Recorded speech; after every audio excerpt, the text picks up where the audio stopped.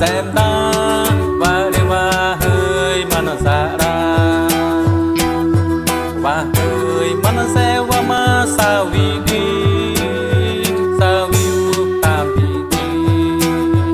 và nô đi à uê tu ta đi và nô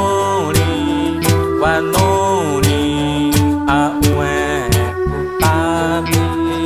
à uê tu ta đi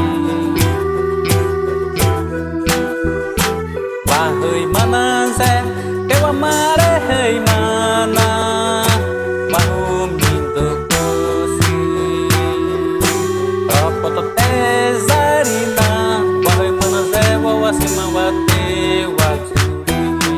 và mà sao đi và hơi mà na sẽ qua te và nô đi à uê tu ta đi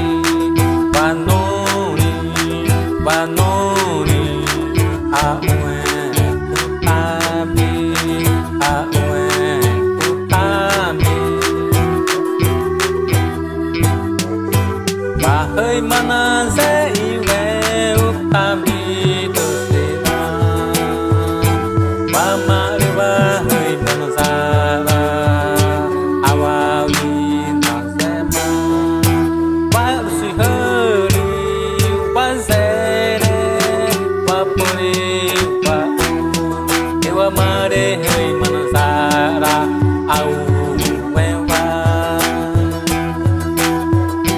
anh nhớ để tết tôn đi qua nô đi và hơi mà na sẽ tiêu em ta và nô đi mi si ha để a quen và nô đi mi si ha để a quen và nô đi a quen tu ta đi và nô đi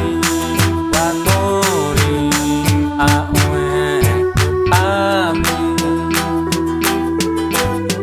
apareciste ta ai mà đi và hơi mà nó sẽ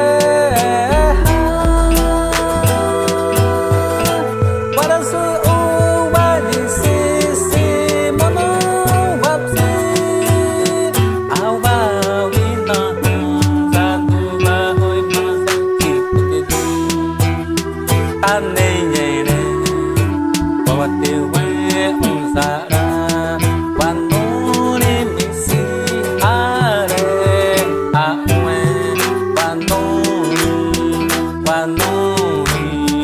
a uê và nô đi a uê a uê tu xin sa vi a uê tu xin sa vi